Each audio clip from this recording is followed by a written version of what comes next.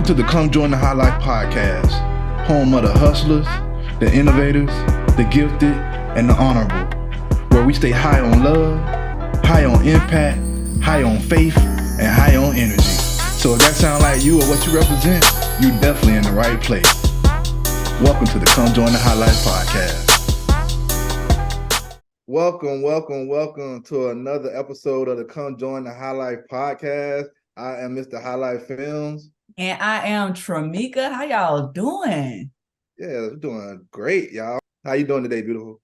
I am doing great. I mean, we just finished up with our book club not too long ago, and we're currently reading The Power of One More. So, man, when I tell you this book right here just bring so much awareness to me, and I've been having a productive week this week, marking my goals off of my productivity list. So every single day, I have a productivity list that I tackle, and I make sure I hold myself accountable to get it done. So, this week has been a great week, been productive.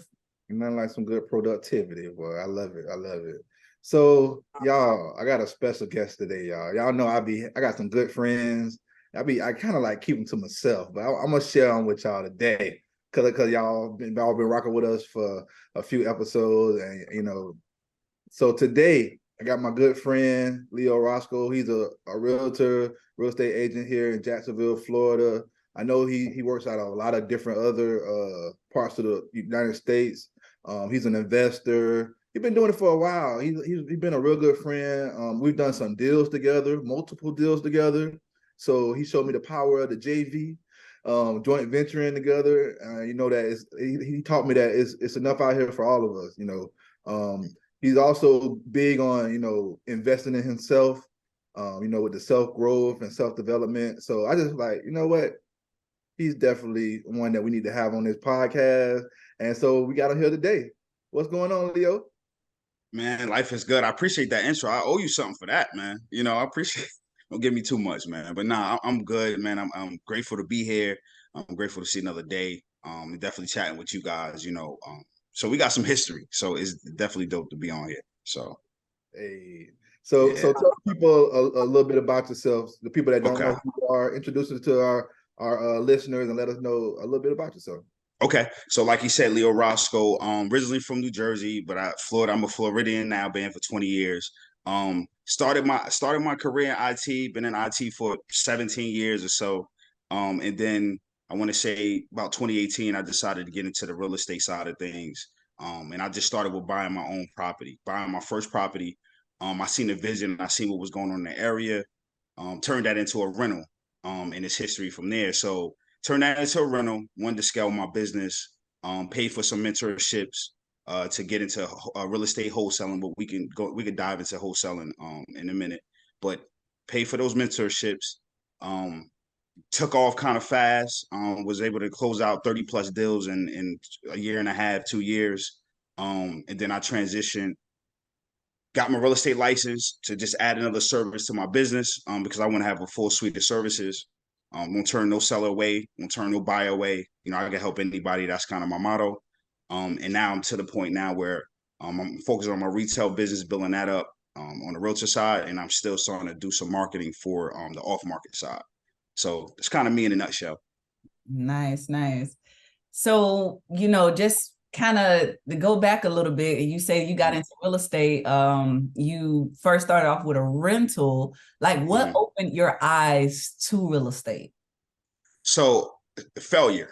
Hey, you guys, it's your lady Tramika, and I know that you are enjoying the episode right now. But however, if you are not a part of the community, How You're Learning High Life Book Club, make sure that you go and join the community. It's a community where we get together every single day, Monday through Friday at 12 o'clock noon, and we read, y'all. We read books that's going to take us to the next level in our journey. So join the community. Facebook, it's a private group, all right? How You Learning High Life Book Club. And I'm looking forward to seeing you there. Back to the episode. Like, what opened your eyes to real estate? So, failure. So, prior to 2018, that was the success. Me buying my own property was the fight I got to in 2018, right? Well, I bought the property in 2014, so let's back step, right? But 2018, I officially became an investor when I transitioned it to a rental. right? So like years before that, had a property under contract. Didn't really know what I was doing. I was just out here just trying stuff, right? Somebody introduced me to it, which was my uncle and my brother at the time. They kind of brought the idea of real estate. My brother was a carpenter, so he was actually part of building Nakati back then. So that was like, I think 05 or something like that. We got a property under contract over on Pearl and Boulevard, right? We knew the guy, got it under contract. We just was like, hey, we're gonna come up with this money. I think it was $10,000 or something like that. So me and my brother, like, we're gonna just find a way to come up with this money. Long story short, we didn't come up with the money. The dude was gracious. He didn't hold us accountable for the deposit or nothing like that, or escrow, because we had something in the title. He just walked away from the deal. So he canceled the deal. So that was the first thing that I'm like, well, lost the deal on that one. Just out here trying things. The next time when Oakleaf was being developed, had an opportunity to buy a town. No, it was a condo. Me and my brother, for 99,000. And Oakleaf? Back in Oakleaf. This was like one of the first developments there. Condo, 99,000, right? Got it under contract. I put my earnest money down. We ready to go.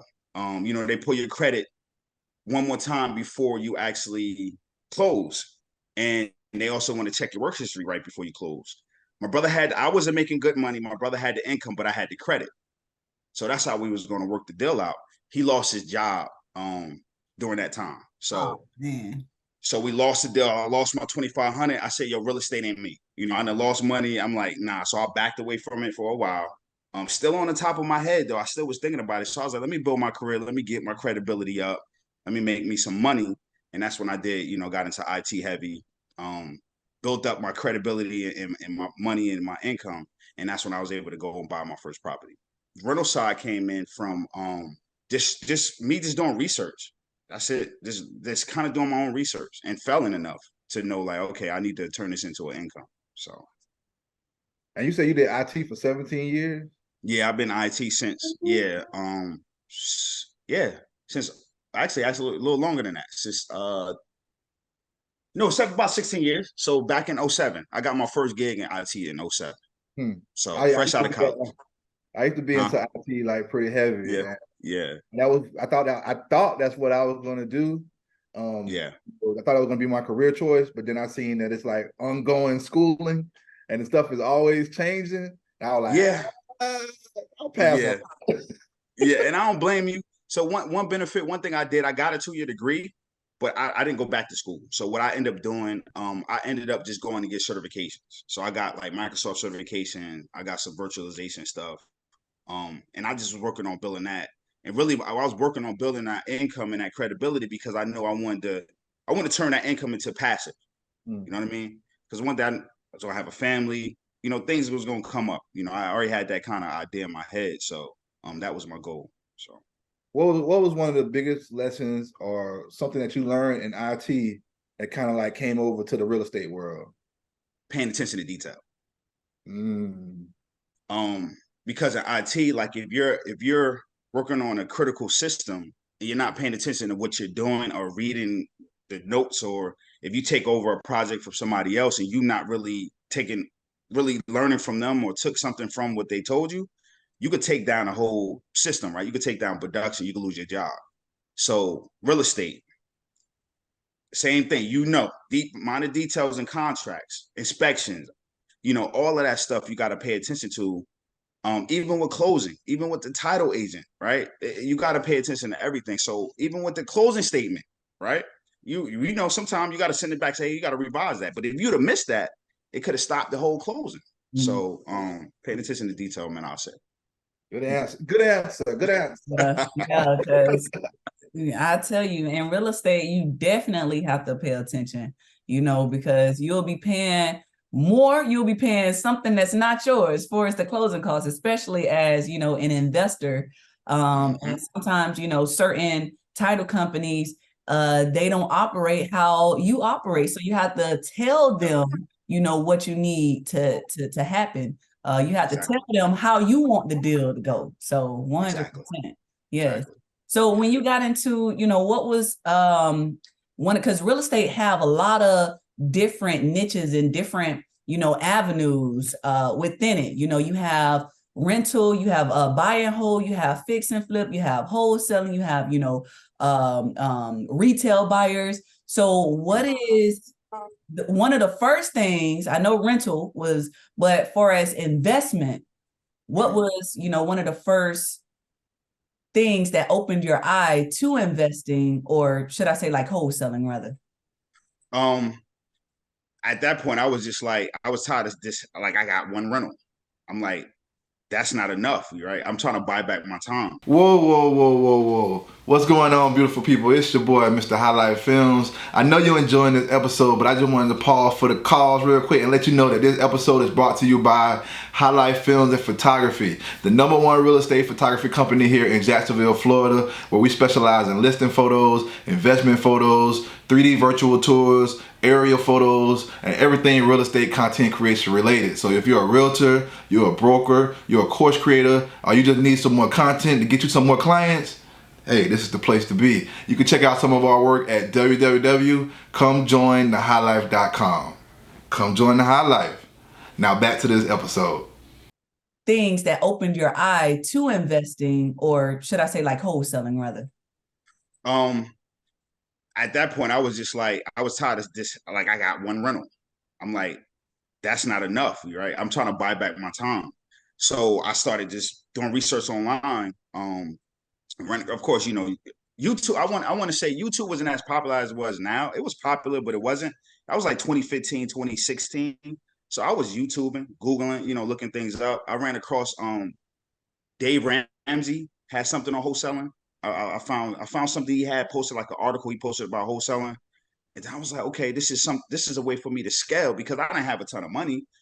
I was making a little passive income. My IT career was there, but I had a family too at the time. You know what I mean? So I'm just trying to find a way to scale. And I know when you're doing buying holds and you're leveraging your own credit, lenders look for certain things, right? That the income ratio, what you already kind of got going on with your expenses. For you to get that second property, they scrutinize you a lot more than that first one.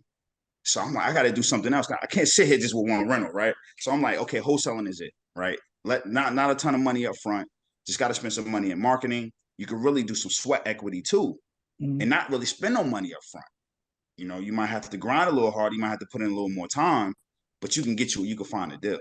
So that's how I kind of landed. Well, with wholesaling. Gotcha.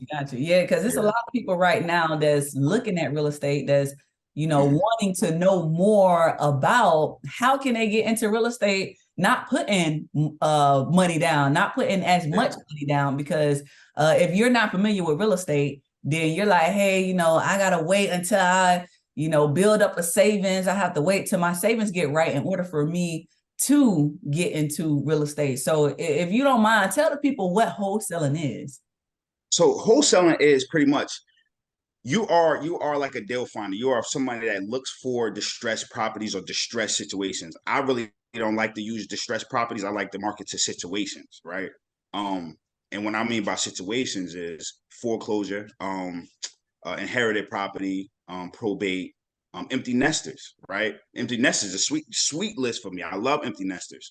What you do, you find that great deal, right? You learn how to analyze property that's distressed and know how to get it under contract for the right price, right? And then once you get that property under contract for the right price, you have equitable interest in that property. So that person cannot sell that house until that contract expires or whatever, right? They have to pretty much come with their part of that contract. Once you get that property under contract, you then find an investor that has cash, hard money, or however they fund their deals. You bring that contract to them and say, hey, look, I got this property under contract for this price.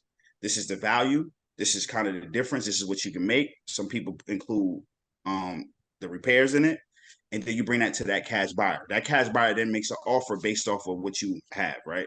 But the key to it is whatever you have it under contract, say for instance, you got it under contract for 100,000, right? You want to send the deal out for 120 or whatever that price is that you have, but you want to make it a sweet deal for the cash buyer as well. So we got to remember that, right? Sometimes I see wholesalers out here right now that the numbers don't make sense. Right. The numbers don't make sense. Walk away from the deal. Don't get it under contract. Right. Don't mess up the seller. Don't screw the seller. Leave them hanging, thinking they're going to sell a property. So get on. So if you have it for 100,000, you put it out for 120. Then you assign a contract to that cash buyer, and you make the difference, which is the $20,000. Right. We can get more into details about contracts and all that, but that's kind of wholesale in a nutshell. You are a deal finder. That's what I like to call, wholesalers, right? So, you're that middleman. Yeah. Question about the empty. Can you tell us more detail? Like, what is the empty nester and why are those deals so sweet? Empty nesters because it's untapped. So check this out. So empty nesters is someone that's probably like 55 and older, lived in a house for 20 to 30 years, owned a house for 20 to 30 years, right? Kids are grown. They're thinking about retirement. They just lived in a house. Most people that buy homes don't really know the upkeep. 10 years, you got to get your roof checked, electric, plumbing. They don't know that stuff. So they lived in a house. The house is now falling down. They're older. They're like, man, I don't want to take care of this yard no more. My kids are grown. They out the house, but I don't want to sell it on the market. I don't want to deal with realty. They in that phase was like, I just want to sell it, just walk away. I've been in the house for 20, 30 years. I'm done with it. I'm going to take this money and go and buy me a condo, retire, or put that up for retirement. I'm going to stay with my kids. That's empty nesters. And the reason why I love that, because it's untapped, because most wholesalers, and I'm not speaking to y'all because I know how we get down, don't want to deal with the homeowner, right? They just want out-of-town person or vacant property where they can just go and put a lockbox on it, let cash buyers come see it. This one, you got to deal with the seller. You got to deal with the homeowner because they still living in the property. So it's untapped. Yeah. So you got to hear them old stories about how they grew up in this house and how they dad beat them in the back room. And sometimes it's the hardest deal to close, to be honest with you. But a lot of times they're sweet deals because, like I said, when you're marketed to that list, usually I pull 4,000 or 5,000 records and market just to empty nesters, man. We got a ton in Jacksonville. It's a ton of people that own property for. You'll be surprised. You'd be surprised how big that list is. So I was going to add to your empty nesters list and go for people who are been in the house that long, but also it's a 2-story house. They don't feel like going up and down those stairs no more. See, right there. Because they're not about to pay. They're not about to pay for some type of, how they got the systems that can help you get up the stairs and all that. People don't have the money for that. So that's a good. Okay. All right, I'm gonna take note of that now. 1 + 1 = 3, y'all. Our minds together, boy. Hey, me and Leo, we've been doing some deals together for a long time, man. I remember one of our first deals, man. We would just it wasn't even like he said, "Hey, man, you do deals." It wasn't like an interview kind of thing. It was kind of like, "Hey, I got a deal. You got a buyer? I got a buyer." And it was like, boom. It wasn't even no think about it. You usually have to vet people. I definitely recommend you vet the people that you do deals with.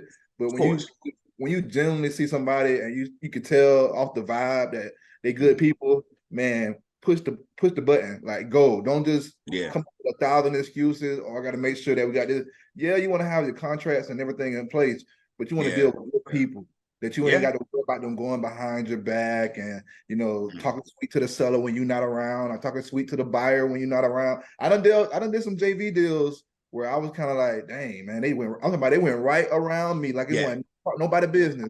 I dealt with it too.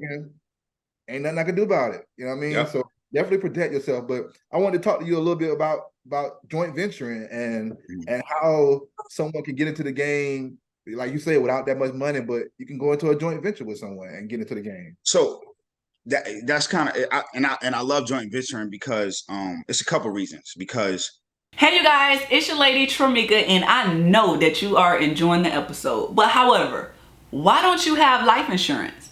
You've been thinking about getting life insurance for how long? You've been putting it off for how long?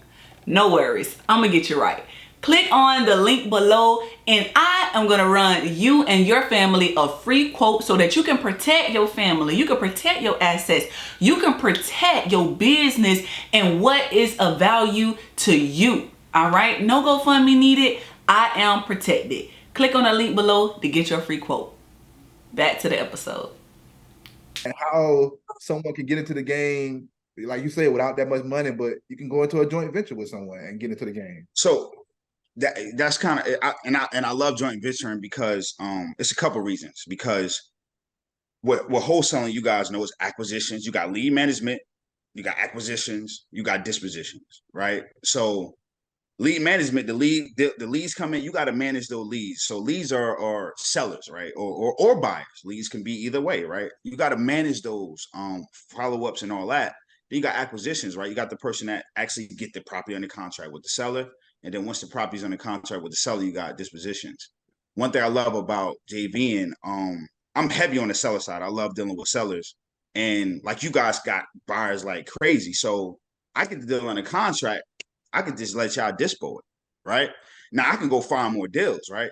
So you can go from doing one deal a month where you're doing everything to scaling to 4 or 5 possibly, because now you sharing a profit with somebody else. You can't be selfish. Like, and that's what I learned in this game, like, because I was doing that at first. I mean, I want all of it, but I was running myself crazy at the same time, right? I'm busy. I'm going to this property. I got to do this. I'm doing everything. Inspections. I got to talk with buyers. I'm talking with sellers. And I literally, like, my business came to a stop because I was just stressed and overwhelmed. So if you could do JV, $5 grand is better than no grand. What? Hey, bro, $3 grand is better than no grand. Bro, when I getting chills right now just thinking about it. That day when we did our deal and you came by my house and I gave you that check, that was almost better than doing the whole deal together. It just felt like, hey, look, y'all, look, man, we just teamed up on this thing. We knocked it out. Here you go. And that felt so good to be able to deal with somebody that you really genuinely mess with, you know what I mean? And you can genuinely, I felt it when I gave it to you, like okay, it was kind of like, you said, oh, I could trust you. yeah. And when I seen that check, so I'm the type, I like to reinvest. So I've been blessed. I'm gonna be honest with you. I've been in a position where so my personal life is taken care of, right? So expenses and family, that's taken care of. So a lot of time when I close a deal, that's extra, which is great, right? I'm happy to be in that position. So when I get a deal like that check, I'm like, reinvest. I'm like, yo, I'm about to pull a list. I'm about to do this with this. I'm about to do that. Pay yourself. Always believe in paying. You got to pay yourself, because that's one thing I didn't do as well. And it caused me to have some resentment to my business because I see the money, I see it coming in, but I'm not like, you got to give yourself a little bit, right? You got to benefit from it a little bit. I'm not telling you to take the whole check and blow it, but pay yourself 20%, 30%. If that's $1,000 or that's $2 grand, it's good. You can go take the family out. You can do something you like to do. So that's one other thing I would say. Pay yourself. And I didn't recommend you pay yourself first or pay yourself after the fact, after you take out all the expenses? I feel like pay yourself first. I say pay yourself first. Have a game plan, because with wholesaling, you got to find more deals if you want to be consistent and have consistent deal flow. So you got to put more money in marketing. It's no way around that. So make sure you put that up. Make sure you put your taxes, please, right? Because you're doing 6 figures in wholesale deals. They coming to get you. They're going to tax you. Believe me, that's another lesson I learned. I was just getting the money, doing things with it. I was reinvesting. I was getting more deals, but I wasn't putting that little money up. So when IRS do come for it, I'm like, here, boom, write the check and send it to them. So, yeah. That was a message right there. If don't let that go over your head. That's please, what the don't teach you about taxes. No. And they will come for you. Believe me. If you're doing it legitimately, and even now, even if you're not doing it legitimately, they can still come after you. So yeah, just understand it. And people think, and I know you can talk to this too, like entrepreneurship is just, the internet got people think is all just glitz and glamour. And it is. I'm not trying to discredit it, but you're not doing an 8 to 5, 9 to 5, right? You might be 24 hours. It might not ever stop, so people got to understand that, but it's if when you enjoy what you do, it's love. Like, you don't mind doing it. So that's why I was going to say, when you said pay yourself first, that's why I was like, yes, because if you don't pay yourself first, like, what are we doing this for? What are we doing? Charity? The charity? Yeah, exactly. We want to help the community, but we can't pour from it half a cup or an empty cup. My cup full before I can give to the world and give to everyone else. You know what I mean? Thank you. And most important, I think this was you was about to say, most importantly, invest back in your business. You have to invest back into your business, because if not, then how are you going to keep the business running? You paying your Exactly. But at the same time, don't forget that little don't forget that. Yeah. I was going to ask you, so So we talked about, paying yourself first, investing in your business. How important it is to invest into yourself and to your continued growth. How important is that? It's extremely important.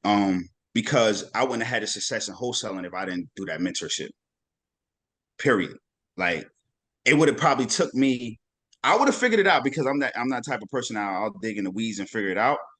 But the learning curve, I got a mentorship with a brother that was been doing this for 9 years. So he started out with telling me what not to do. Like he told me reverse wholesaling. You know what I'm saying? Find your buyers first. Find out what they want, and then you market to the deals that the buyers want. Right. So it it cut my time in half. Like I was able to get to that first deal like within I think 45 days in the mentorship because I'm taking what he's saying and I'm applying it immediately. So investing in yourself is even me personally, investing in yourself is even better than paying yourself. Because win-win. I think it's a win-win because you're helping yourself and your company. Exactly. Because think about this, right? So say for instance, I close the deal, I make 10K, I pay myself 2,500. Me and with kids and family and everything, 2,500, that's gone.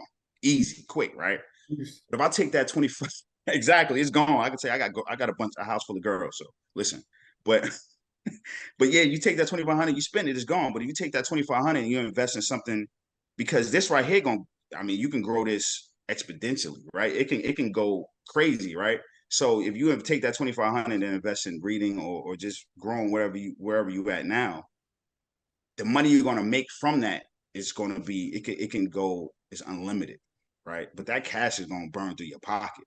It's going to go, So that's how I feel about investing in yourself.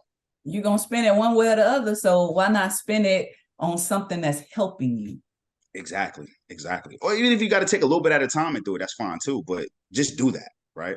Yeah. So really, let's go back. So pay yourself, your business, taxes, and invest in yourself.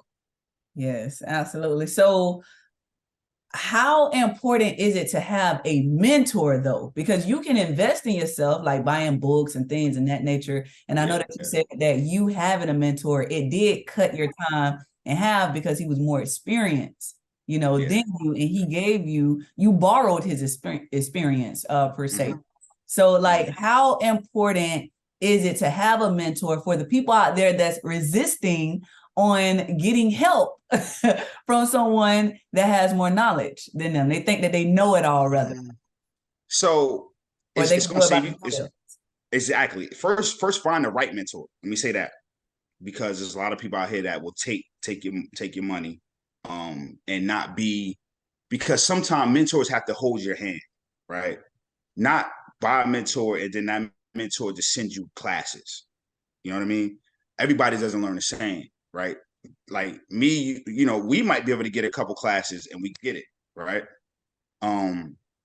So the thing is, like, you got to first of all, get the right mentor, number one. And then the second thing is get with somebody that's going to hold your hand, got to hold your hand through the beginning part of it.